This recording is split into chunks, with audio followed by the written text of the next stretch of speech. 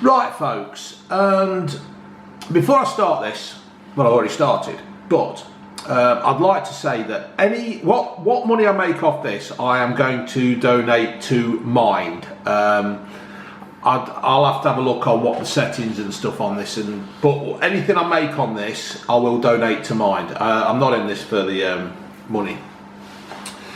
This video is about mental health. People seem to be jumping on, no, they're not jumping on the bandwagon about mental health, but what's happened is we've had quite a few messages, haven't we, June? Yes. June's not in this, by the way. Well, she is in it, but she's not on camera because June doesn't want to do the camera thing. We've had quite a few people who have seen our grief video and our 35k in debt videos, and they've asked us about mental health. Now, I can honestly say I have never had any mental health issues in my life. I just don't let things worry me. But June's not had mental health, but you're a worrier, aren't you, June? I am a worrier, yeah. You see, the thing is with me, the thing between me and June is that June's a thinker. June will always think and worry of the worst aspects of life, where I don't. I just do not worry. Even with my debt, I didn't worry, did I? No, you were more worried about what I was going to say. Yeah, I was more worried about what June was going to say when she found out, if she found out, and which she did find out. So, I can honestly say I've never really had any problems in my life. Any problems I have, I knew I'd sort them out. But June is different. June's had issues of worrying of what might happen. If you think about it, I think you'd call that anxiety. Yeah, I think she probably has anxiety more than whatever. She's a whittler. She's a whittler. And this video is June's going to do most of the talking. I'll chip in and step over her. But you won't, you know. I will, you know. But this is going to be more of a thing about, you know, June. I think. Now, you see, I've had people I know who have had serious problems. I won't go into them.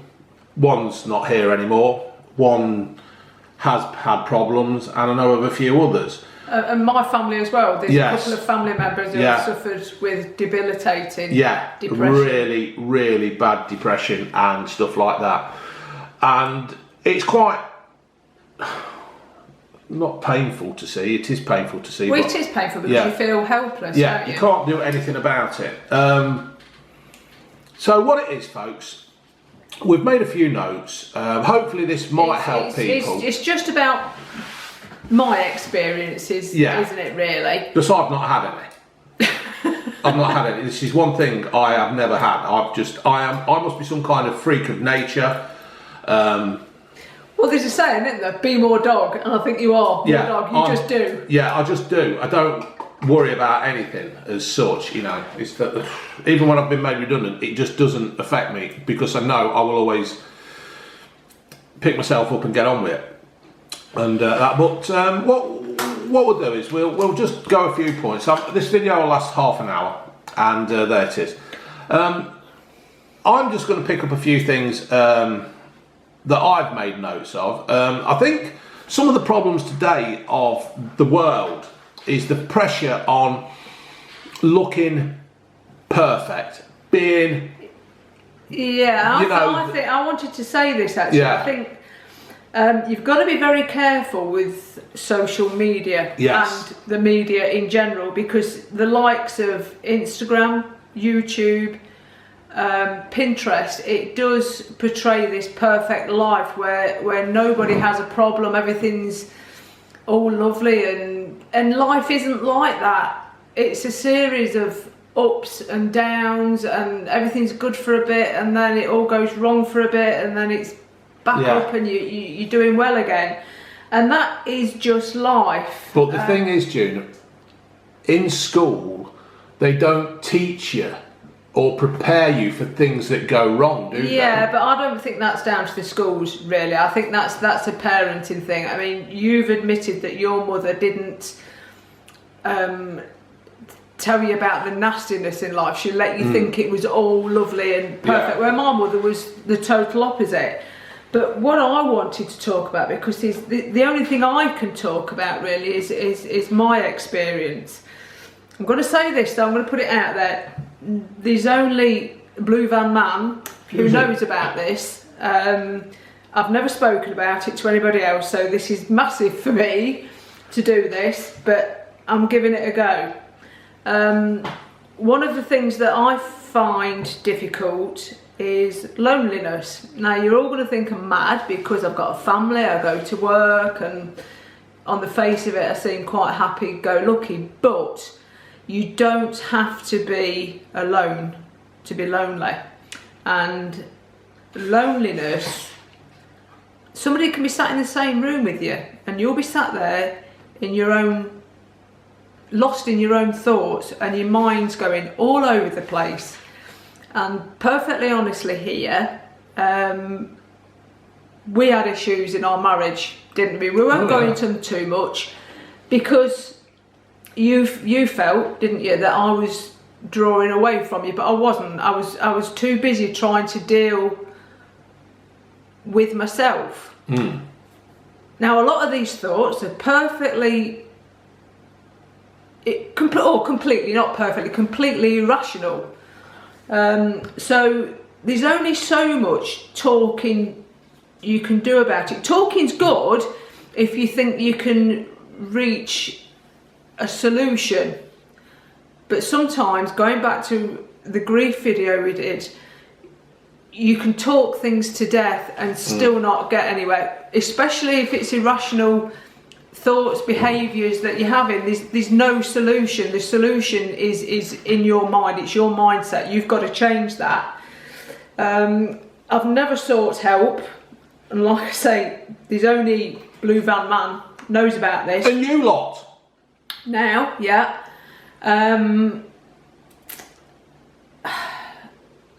Yeah, there's no easy way to say this. I'm a massive overthinker, which leads to anxiety. Yeah. And I guess this is not my case, can lead to depression, but fortunately I've managed to come up with some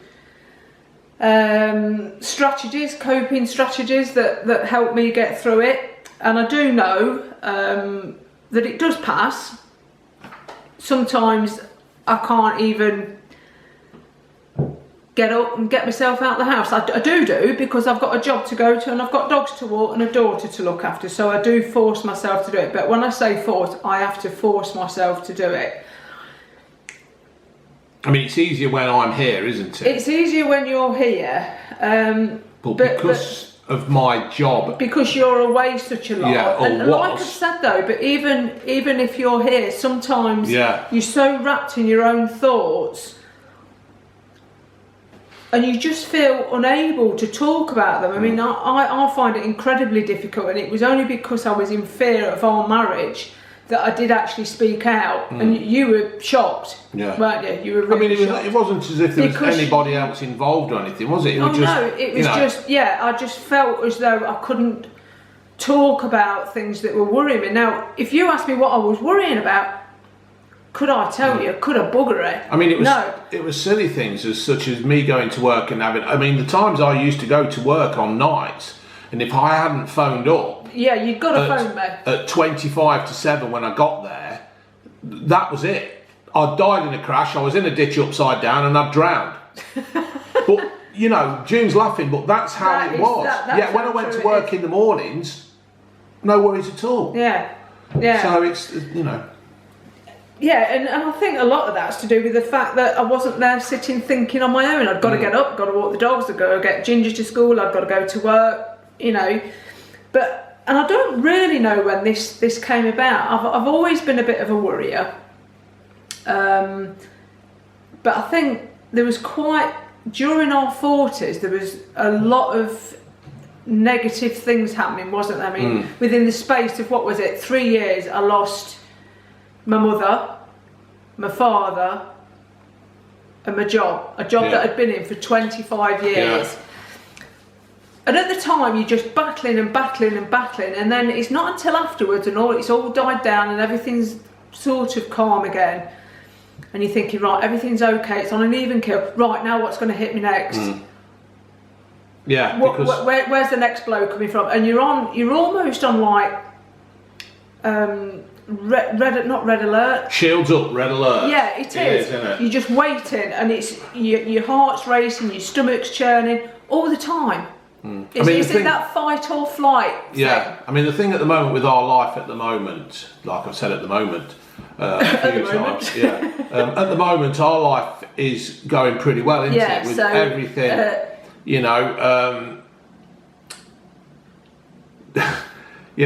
there's things happening in our life that's absolutely amazing, and we can't. There's only a few people that actually know. Brian, Loz and Elliot, and you're just waiting for that thing to come and kick you in the bollocks, ain't you? Yeah. Or slap you around the tits. You're just waiting for that thing. You're thinking life can't be this good. There's something going to go wrong all of a sudden. I think you've got to accept though, haven't you, that it's not always good. It's just life. Yeah. It is just life. Yeah. It's a series of ups and downs, and I think you've got to find a way of dealing with it. Some people will handle it much better than others. It's that is the fact of the matter. Some just handle it better than others, and it doesn't help if you're a thinker. Yeah, so it doesn't help. There's one thing, folks. What we're going to try and do is move on as little bit as such. June's made some notes. I'll just add a bit of my things in as well. I think what you've got to do is just recognise the low periods. Yeah. And just try and ride the storm the best way you can. Yeah. Whatever you can do. Because just get through day to day. Yeah. Yeah. The next hour, the next day, the next evening. I do my coping strategies. I immerse myself in a bloody good book, so I can't think of anything else. And if it's a bad book, I'm knackered. Yeah. She can't do anything. And then she'll always read a book where the dog's died, so that means she's going to worry about the dog. This is another thing. When I have low periods, what I do is try to avoid things that I know are going to upset me. Yeah. I don't watch sad films. No. I don't read sad books. No, I don't. I just refuse to do it, and I don't. And one of the things that I don't do is I don't watch the news. Yeah. Now that might be a bit of a coward's way, but it's self-preservation. I can't.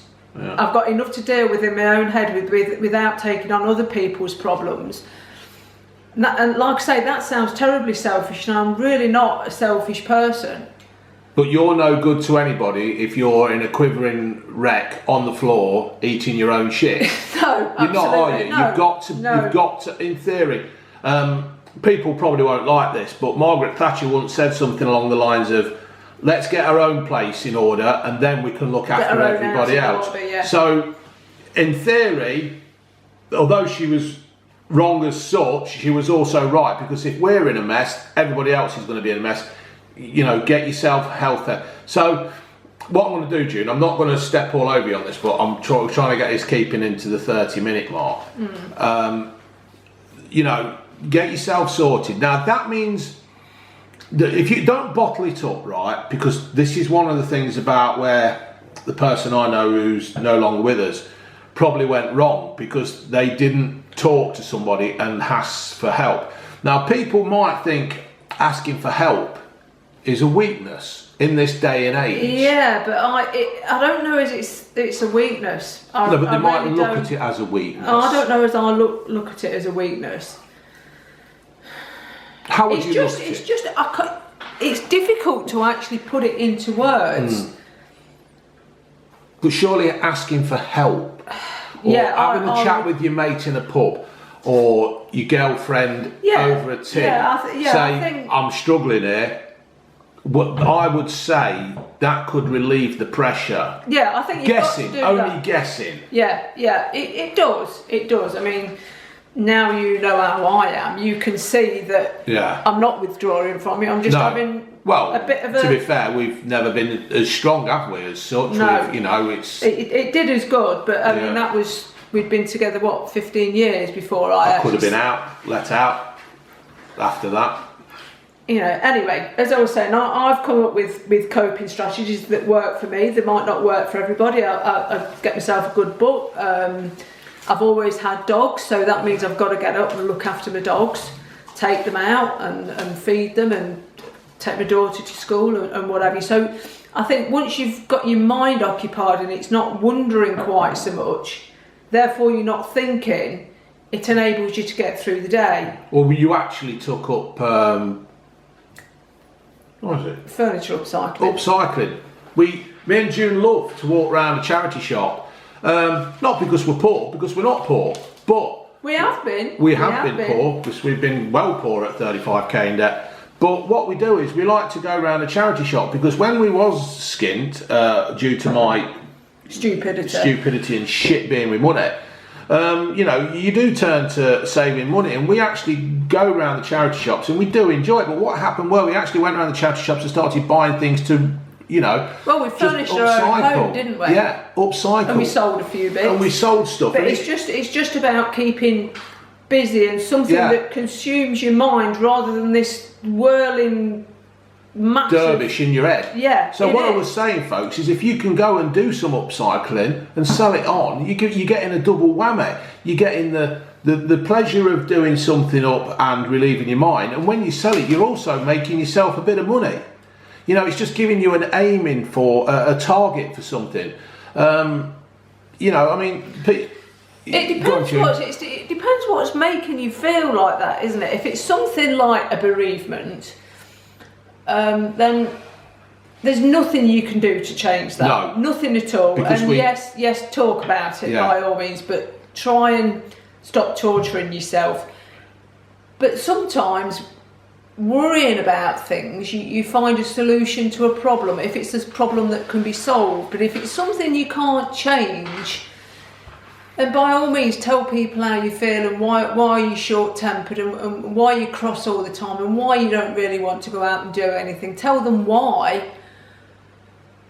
But going over and over things that you can't change is not really good for you. It goes back to leaving that scab alone, doesn't it? Yeah. But yeah, you've got to talk to people. You've got to tell them how you feel, because, like I say, it nearly ruined our marriage because you didn't think I loved you anymore because I was too. If our marriage had been over, there'd have been no Blue Van Man, because I wouldn't have heard you listening to YouTubers, and I would never have actually thought of the idea. So, for people to actually talk to somebody, you see, the thing is, there's also that thing of pressure of, if you want to talk to somebody, can you trust that person? Yeah. I mean, you know, to sit there and actually open your heart to one of your mates and then your mates turn around and tell everybody, that must be you know, you've got to be able to trust them. You have. There's only a couple of people that I trust completely. And that I do say things to. I still think even now I'm not totally honest with everybody. Another thing I have trouble with is sleeping. Oh God. Yeah, when things are bad, I just can't switch off. I mean, last night, for instance, and not that things are particularly bad at the minute, but I went to bed. No, these things. Absolutely exhausted, and I ended up getting up after an hour and a half because I couldn't go to sleep because I just couldn't switch my brain off. So I came downstairs, made myself a cup of tea, and finished off my book that I thoroughly enjoyed. Yeah, you've just got to keep going, haven't you? You've just got to keep plugging away at it. Talk to people if you know, and if you find that if you can't plod through your day with some kind of normality, i.e. get up, have a shower, make yourself breakfast, have a cup of tea and get yourself to work. If you can't manage that, then you do need some outside help, professional help. But if you're like me and it's just, I'd say just anxiety, 9 times out of 10 you can function, you can keep going, and you've just got to keep going, and eventually things, for me, do get better. there is no point. You may think, what the fuck, bollocks to it and all that. But there's always a point. And I know, like I say, I've not ever had any issues as such, but for the people that have got issues, there is always a point. There is always somebody there. You know, I mean, we miss our mate, don't we? We do, yeah. You know, and it's shocking when it really is. You feel quite... Why didn't we spot guilty? it? Yeah, you feel guilty because you can't see it. I mean, you felt that with me, didn't you? You was like, how could I have been so stupid as not to see it? Yeah, but I was, by the same token, I was a bit cross with you because I was thinking, why can he not see how I feel? But he's not a bloody mind reader. No. And sometimes I think, not that you necessarily want help, but you want to explain your own behaviour. And also, there's that thing of, it doesn't happen to us, it happens to somebody else. Yeah. Well, it does, don't it? Yeah. You know, you always think things like that happen to somebody else. So it's... But, you know, there's thousands of people like me, and I'm not trying to... do down other people who really do suffer with debilitating depression and mental illness. Mine's nothing like that, and I'm not going to try and pretend it is, because it's not. But I'm sorry for stepping in on you, June, again, but don't you think you find that the ones that don't say anything are the ones that need the help the most? It's the people you must... Well, there again, you see, like I said, I didn't see you was...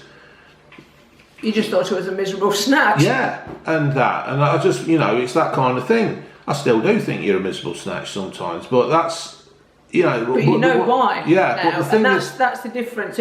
I think it's... You get some kind of understanding. Yeah, but it's like at my place of work at the moment, you seem to have... Every so often, there's the odd one who'll come out to say, oh, I've got troubles, I've got mental health, and they're always banging on about it. But then they come back to work and then they never mention it again. And sometimes you think, what was that all about? But to me, I don't think I suffer with mental health. No. To be quite honest with you, I think it's just what they used to call, what my mother called, a worrier. Yeah. And that's how I see it. But there are times, and perhaps, you know, being more aware of it because it's everywhere at the minute, I think, that is me. I mean, I would never actually say to somebody, man up and get on with it. No, because that's the worst thing you can say. That is the worst thing you can say, because that makes that, I would imagine, that makes that person feel even worse. But just moving on, like I said, I've got another note here, and I started this, the pressure of being perfect, looking the stereotype, you know, my hair's not right, my teeth aren't right. Hair? Well, yeah.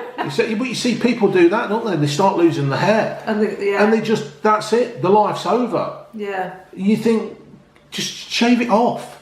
Yeah. Just be yourself. Just fuck everybody else. Don't worry what people think about you. It's always been like that, though. Whilst there's been magazines of, you know, with perfect women in it. You know, you get these things about men's health and stuff. Yeah, you've got to be realistic about what you expect. I mean, you've got to know that what you see in the media and social media is not real life. No. Is it? No. It ain't real life. I mean, let's be honest, people probably just think that we're all hunky-dory and we're just laughing and joking along. And... Well, I am. But on the other side of this camera, there's a woman who's like gone once sometimes, you know, she was really worried. And I tell you what, this YouTube's not helping us, because she's worrying like what's going to happen with YouTube. You know, she's like, you know... Well, it's not. It's how it's impacting on us, really. This is impacting our life. You know, because we're talking about loneliness and the fact that you're not on nights anymore, thanks to YouTube, but YouTube is taking you away again. Yeah, it's doing it the other way. Because even if you're here... You know, I'm uploading or stuff. You're uploading or filming or comments or something like that. Thank God you don't edit. Yeah, if I edited, well, that'd be it, a complete nightmare. But it is, it's... Yeah, so for me, it's just loneliness and the feeling of being alone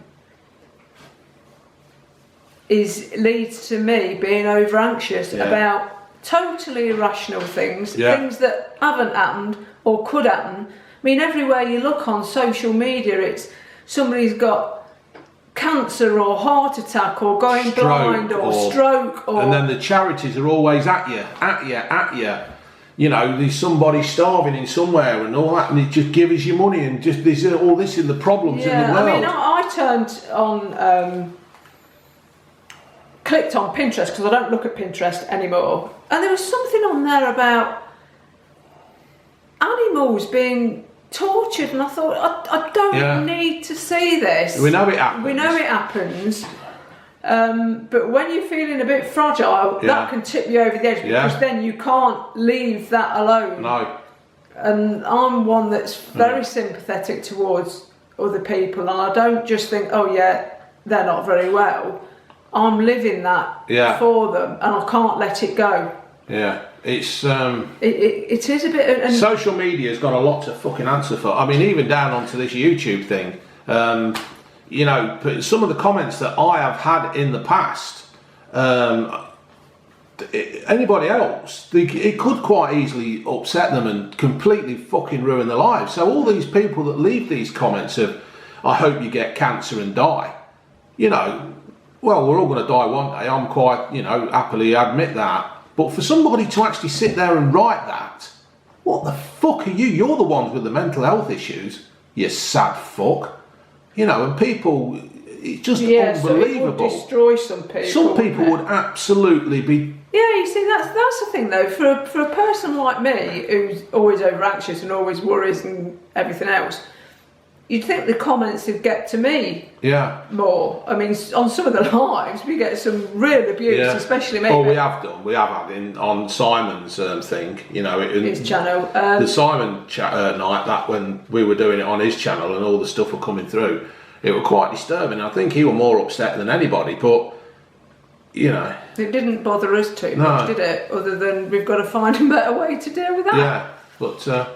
So anyway, folks, we're just entering the last few minutes of this video. I hope we have actually helped some people in some way. People have been asking us to do this. We were not wanting to do it, not because we were going to shy away from it. In actual fact, I'm sitting there and I'm shaking. Yeah, it's not because we wanted to shy away from it, but because we didn't think we actually had the... You see, what happens is you get these people and they go to university and they do all these qualifications, all these exams, and they think they know it, right? But in theory, they don't fucking know it until you've had life experience of. Well, until you've lived that problem. Yeah. Until you've lived that problem. You don't know anything really. In my theory, my kid told me the other day. She goes, "Oh, Dad, shut up! You doing?"